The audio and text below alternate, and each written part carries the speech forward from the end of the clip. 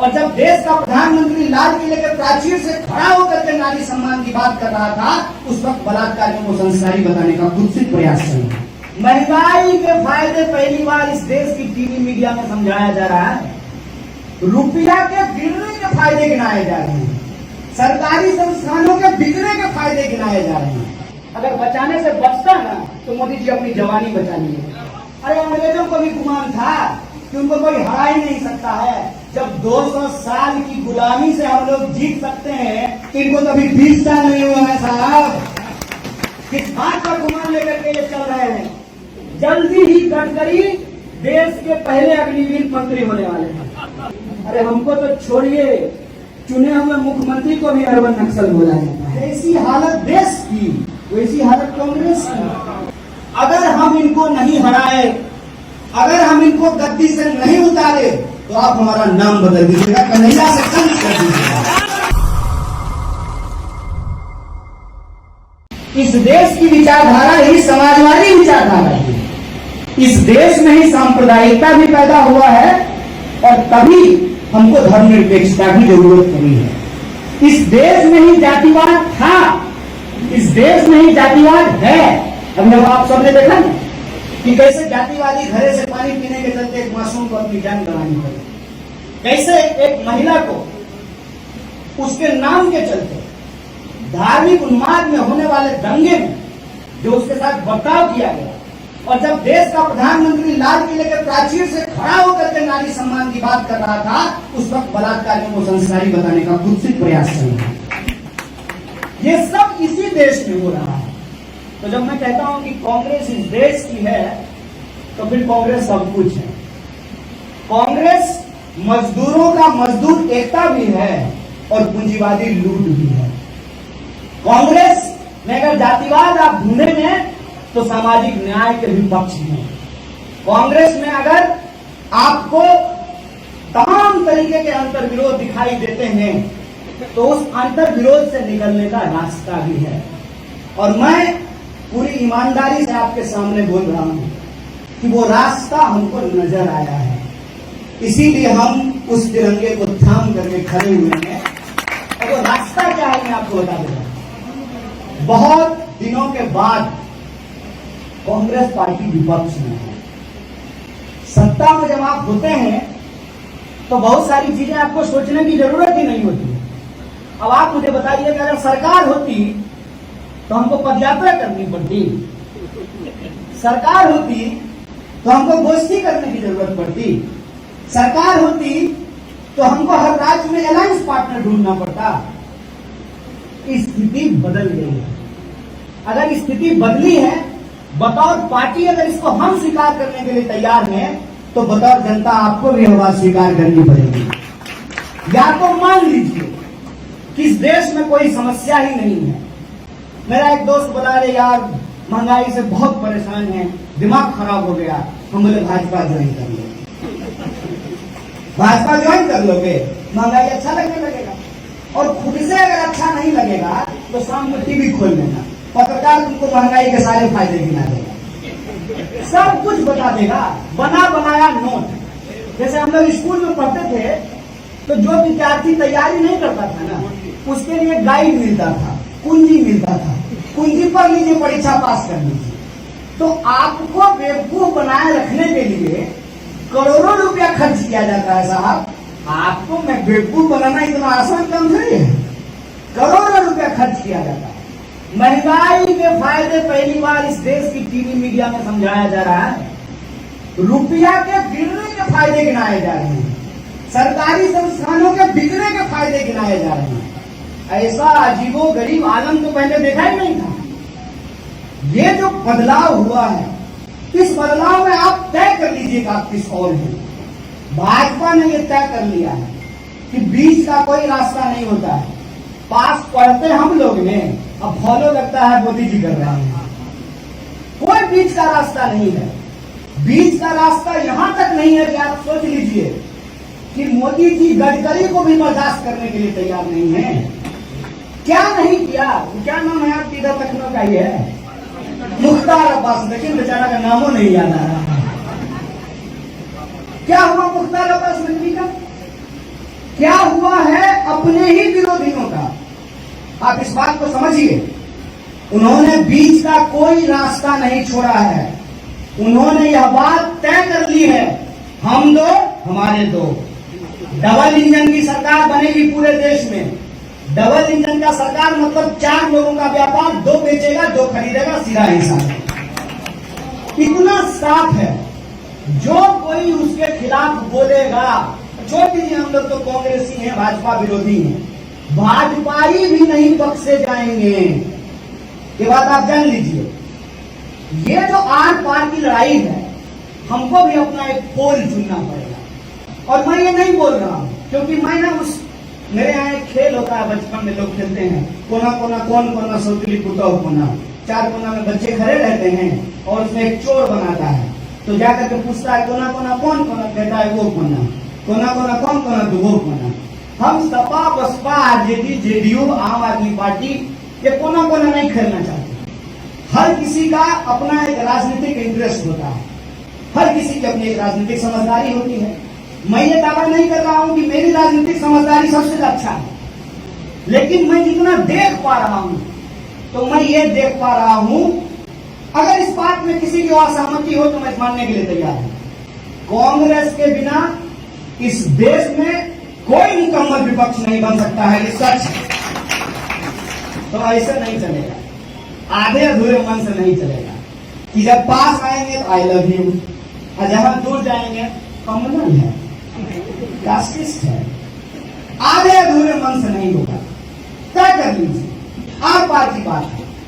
और जहां तक त्याग का सवाल है, मैं जिस नेतृत्व की बात कर रहा हूं उसके बारे में एक बात आप सब लोग समझ लीजिए कि अगर वो नेतृत्व इस देश के संवैधानिक मूल्यों से समझौता किया होता, दावे से बोल रहा हूं इस बात, अगर वो नेतृत्व पूंजीपतियों के सामने पूरे तरीके से घुटने टेक दिया होता, अगर वो नेतृत्व इस देश की सांप्रदायिक शक्तियों से हाथ मिला लिया होता, तो मोदी जी की जरूरत इस देश को नहीं पड़ती। मेरे बड़े व्यक्तिगत अच्छे संबंध हैं उनके साथ, लेकिन जब लड़ने का वक्त है, जब भिड़ने का वक्त है, जब भारत जोड़ो यात्रा को एक राजनीतिक सामाजिक आंदोलन बनाने का वक्त है, तब कोई अगर नाव छोड़ करके चला जाए, इसका मतलब उसका पतवार किसी और के हाथ में है।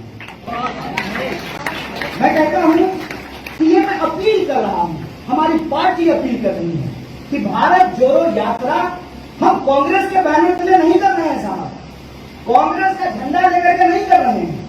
हम देश के तिरंगे की शान को झुकने नहीं देना चाहते हैं। हम चाहते हैं इस देश के संविधान के आधार पर मुकम्मल हिंदुस्तान का जो सपना है, उस सपने को पूरा किया है।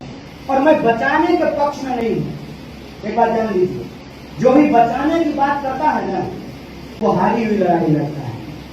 बचाने से कुछ बचता है क्या? अगर बचाने से बचता ना, तो मोदी जी अपनी जवानी बचा लिए है संभव? बचाने से कुछ बचता है? हमारे यहाँ शादी ब्याह में एक जो है रस्म हुआ करता था, अभिनंदन पत्र से बारातियों का स्वागत किया जाता है। अभिनंदन पत्र बचा क्या? बचा क्या? खराव बचा क्या? पहने का कोई खराव? वस्त्र बचे क्या? संस्कृति एक गतिशील चीज है, राजनीतिक भी एक गतिशील चीज होता है, देश भी अपने आप में गतिशील चीज है। बचाने से नहीं बचता है, बनाने से जरूर बनता है। यह बात तय कर लीजिए। इसीलिए मैंने ये सेव में वाले कैंपेन में नहीं जाता हूं। क्या सेव करना टाइगर है क्या? Save the tiger, save the lion, save the constitution, save the country. अरे who are you? Who are you? कहते हैं साहिब विज्ञानी साहब लिख करके गए हैं कि हमसे भी बेहतर कहने वाले आएंगे और आपसे भी बेहतर सुनने वाले आएंगे। आपको किस बात का गुमान है? अरे अंग्रेजों को भी गुमान था कि उनको कोई हरा ही नहीं सकता है। जब 200 साल की गुलामी से हम लोग जीत सकते हैं, इनको तो अभी 20 साल नहीं हुआ है साहब। किस बात का गुमान लेकर के ये चल रहे हैं? मैं कहता हूं कि अपने अपने हिस्से की लड़ाई लड़ी जाए और देश बनाने के लिए लड़ा जाए। कोई अगर बिस्मिल बनने के लिए तैयार है तो किसी को अशफाक उल्लाह खान भी बनना पड़ेगा। कोई अगर भगत सिंह बनने के लिए तैयार है तो किसी को चंद्रशेखर आजाद भी बनना पड़ेगा। कोई अगर जेल में बंद है तो किसी को सड़क पे निकल करके भी लोगों के हकूक की बात करनी पड़ेगी। और जहां तक राजनीतिक परिवर्तन का सवाल है, राजनीतिक परिवर्तन महज सत्ता परिवर्तन का प्रश्न नहीं होता है। राजनीतिक परिवर्तन का प्रश्न ये है कि मैं जिस पृष्ठभूमि से आता हूं, मुझे प्रधानमंत्री का फैन होना चाहिए। पता है क्यों? प्रधानमंत्री कहते हैं कि मेरी मां बर्तन मांजती थी, प्रधानमंत्री कहते हैं मेरे पिताजी चाय बेचते थे, प्रधानमंत्री कहते हैं कि मैं गरीब का बेटा हूं, तो मेरी मां आंगनबाड़ी में काम करती है, मेरे घर की कुल आमदनी 3000 रुपए, तो मुझे तो नरेंद्र मोदी के साथ होना चाहिए ना। मैं राहुल गांधी के साथ क्यों खड़ा हूं? मैं राहुल गांधी के साथ इसलिए तो नहीं खड़ा हूं कि उनके जो है घर में जो है 3 प्राइम मिनिस्टर होंगे। मैं उस व्यक्ति के नहीं, उस विचार के साथ खड़ा हूं। और विचार क्या है? विचार यह है कि आज देश के भीतर जो लूट खसोट चल रही है, इस लूट खसोट के खिलाफ हम तमाम लोगों को एकजुट होने की जरूरत है। और ये एकजुटता मैं तमाम लोगों से कह रहा हूं, यह एकजुटता इस आधार पर बन सकती है। देखिए, पति पत्नी के बीच में भी ना सारी बातों पे सहमति नहीं होती है। मैंने आपको कहा कि आपका बच्चा ही आपकी सारी बात को नहीं मानता है। हम तो फिर भी राजनीतिक दल हैं, सारी बात पे सहमति नहीं हो सकती है, एक बात पे सहमति हो सकती है। अगर हम मिनिमम अंडरस्टैंडिंग पे मैक्सिमम यूनिटी बनाने का अगर प्रयास करें तो मिनिमम अंडरस्टैंडिंग पे मैक्सिमम यूनिटी कैसे बनती है कोई भी मानेगा। भाजपा को छोड़ करके किसी दल से पूछ लीजिए और बताइए ईडी का चॉकलेट कैसा लगा, सीबीआई का इंजेक्शन बढ़िया लगा नहीं लगा। हमारे यहाँ जब ईडी आया तो आप बोले कांग्रेस चोर है। आप बताइए क्या हालचाल है? सीबीआई बढ़िया लग रहा है? बोलिए, राजनीतिक संस्कृति का प्रश्न है ना। और राजनीतिक संस्कृति की बात कीजिए। आज इस देश के भीतर कोई भी व्यक्ति, मैं तो कहता हूं भाजपाई, जल्दी ही गडकरी देश के पहले अग्निवीर मंत्री होने वाले हैं। कोई भी भाजपाई भी अगर इस दो के खिलाफ बोलेगा ना, चाचा भतीजा के खिलाफ, प्रधानमंत्री खड़ा होकर के परिवारवाद का भाषण देते हैं। मेरे आंखों के सामने खूबसूरत सा जय शाह का चेहरा सुंदर मुस्कुराता हुआ घूमने लगता है। क्या काबिलियत है उसकी? क्या काबिलियत है उसकी? किसी भी बात पे एक चीज की अगर डिलीवरी हो गई हो, उसमें अगर सरकार अपनी पीठ थपथपाए तो हमको मानने में कोई दिक्कत नहीं है। सरकार ने एक भी चीज की डिलीवरी नहीं की है और कोई भी अगर उस पर सवाल खड़ा करेगा तो सीधे तौर पे उसको हिंदी विरोधी, सेना विरोधी, देश विरोधी, एंटी नेशनल, अर्बन नक्सल और टुकड़े टुकड़े गैंग का बोला जाएगा। अरे हमको तो छोड़िए, चुने हुए मुख्यमंत्री को भी अर्बन नक्सल बोला जाता है। ये मेरी और तुम्हारे की बात नहीं है। आज हमारी बारी है, कल तुम्हारी बारी है। भाजपा से यानी किसी के लिए अच्छी नहीं है। आज मेरी बारी है, कल तुम्हारी बारी है। यह लड़ाई देश के निर्माण का है और देश का निर्माण ऐसा कि हेलीकॉप्टर और ट्रैक्टर का वोट जैसे बराबर होता है ना। किसान हो या अमीर हो, मोटा हो या पतला हो, हिंदू हो या मुसलमान हो, संविधान ने हमको बराबरी का वोट दिया है। शकील साहब एमएलए हैं, एक वोट ना आपका भी। हम एमएलए नहीं है, मेरा भी एक वोट है।